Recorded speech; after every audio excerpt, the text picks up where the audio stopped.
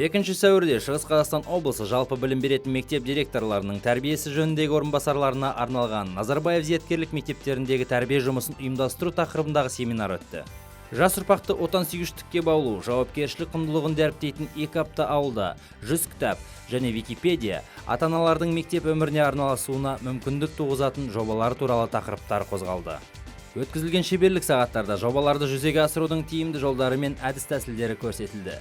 Әрбір тақырып практикалық тәжірибемен бекітіліп, презентация және бейнероликтермен түсірілді.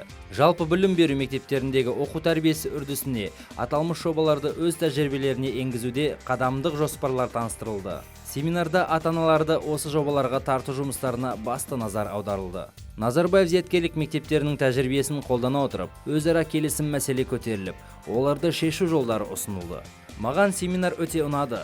Барлығы айқын, анық айтылды.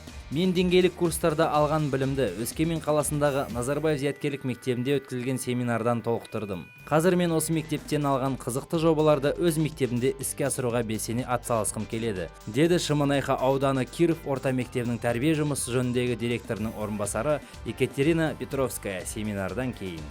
Мектептерге арналған жобалар бойынша тәжірибе алмасумен қатар, қатысушылар ынтымақтастық атмосфераны қалыптастыру мақсатындағы белсенді ойындарды да өз тәжірибелерінде қолдануға дайын екендіктерін айтты. Семинар соңында кері байланыс барысында облыс педагогтары Назарбаев зияткерлік мектептерінің тәжірибесін өз өңірлерінде тарату арқылы белсенді көзқарастағы, шығармашылық ойлауға және әрекет етуге, өзін-өзі үздіксіз жетілдіруге қабілетті, рухани адамгершілік нормалары жоғары, өмірлік дағдылары қалыптасқан тұлға тәрбиелеуде мол әдістемелік қор жинап, көмек алып, мақсаттарды іске асыруға ерекше серпіліс алған сезімдерімен бөлісті.